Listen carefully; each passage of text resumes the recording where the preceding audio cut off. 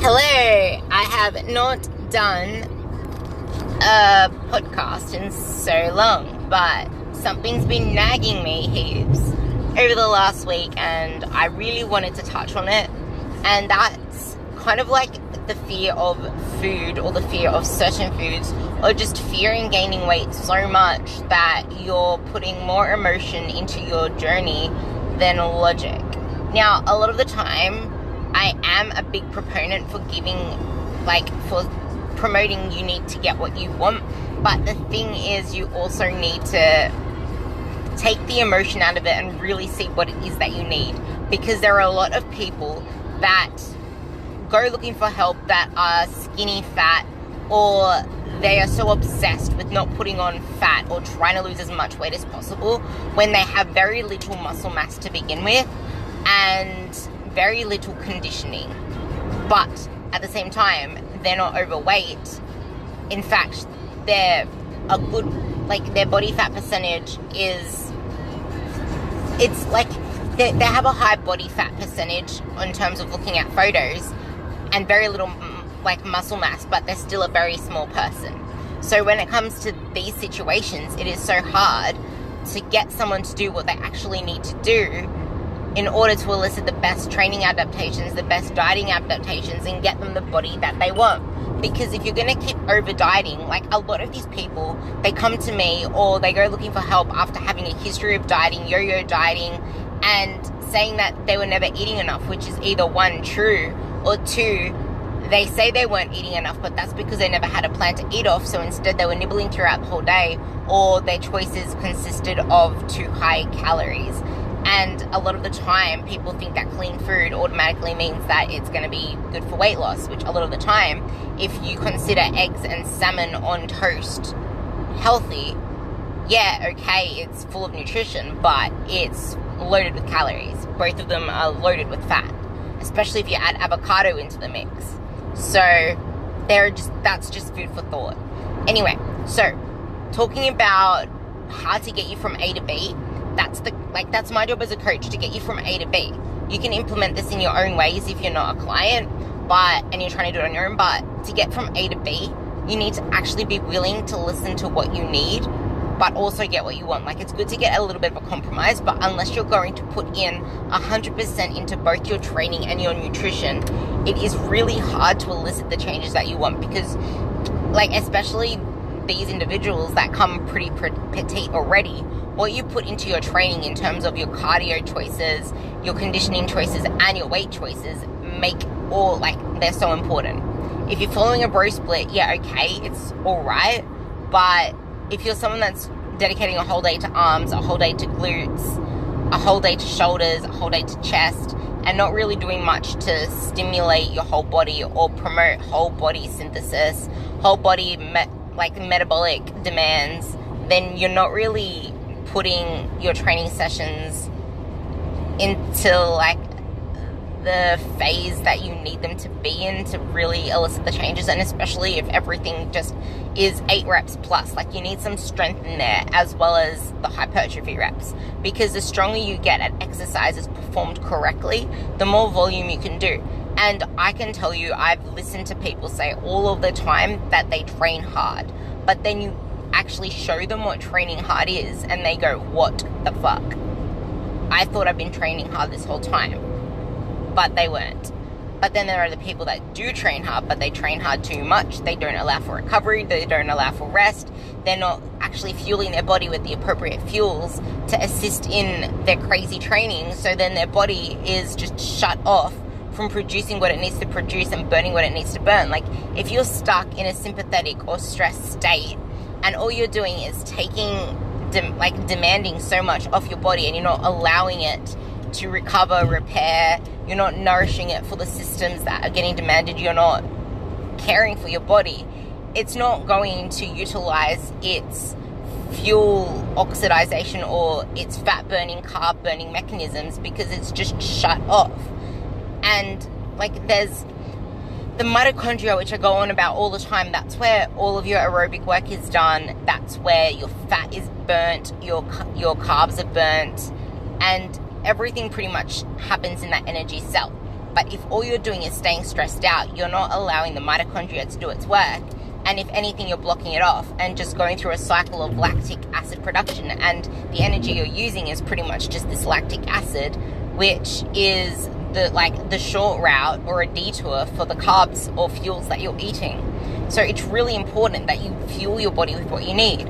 And a lot of the time, if you're not actually fueling your body with what it needs, your training intensity, your mood, your performance, your exercise outside of the gym, the way you do everything is going to be toned down so much because your body just does not have that energy reserves.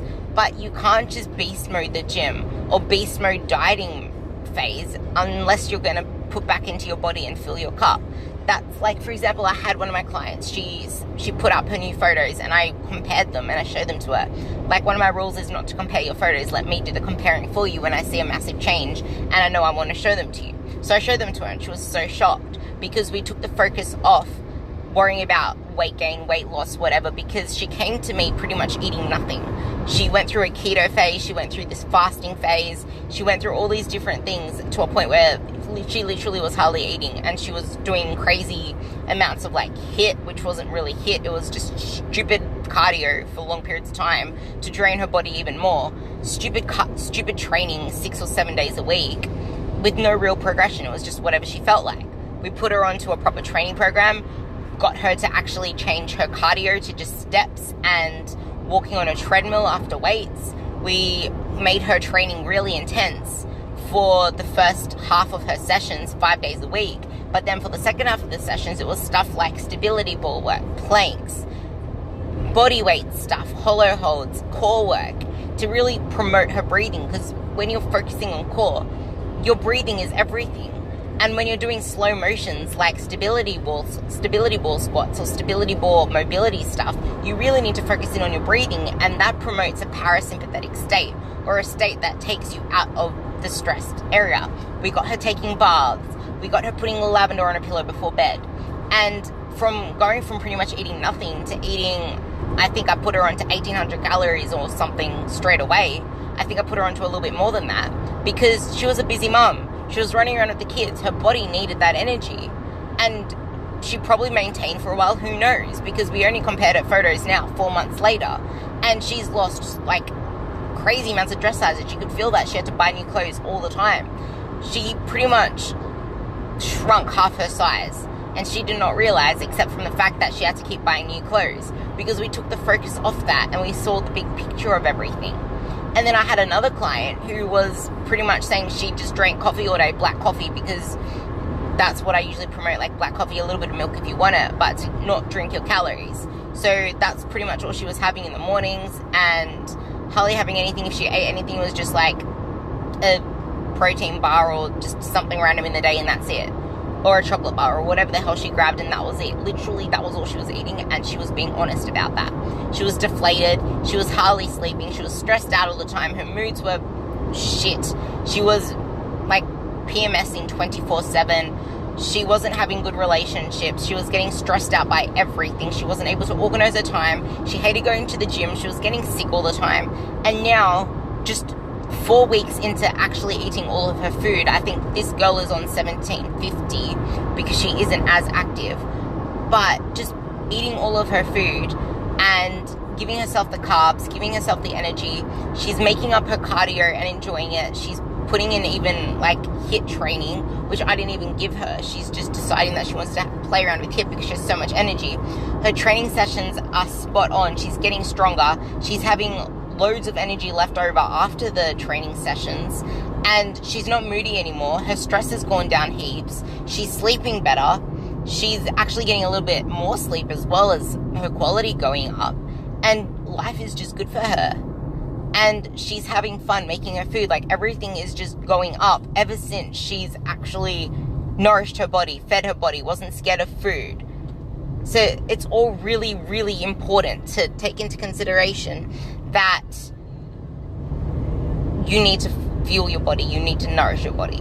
Now, that does not mean go from 1,600 calories to 2,200 calories because you think that you're eating too little food at 1,600 calories when, like, you need, I guess what I'm trying to say is you need to know your dieting history, get advice from a coach, get a coach. If you're stuck in a pickle, get a coach. Don't believe bullshit.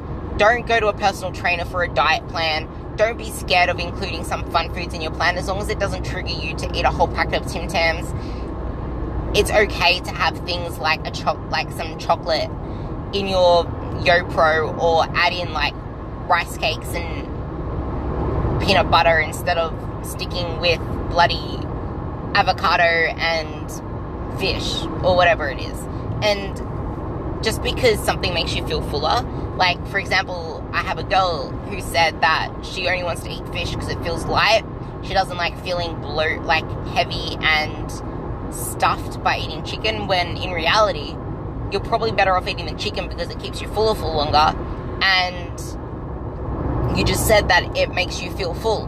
So why would you want to have the option that leaves you hungry at the end when you're perfectly fine eating chicken and the only thing you're scared of is the fact that it doesn't make you feel light, when ideally they're both pretty much the same calories if you're having chicken breast? So just food for thought.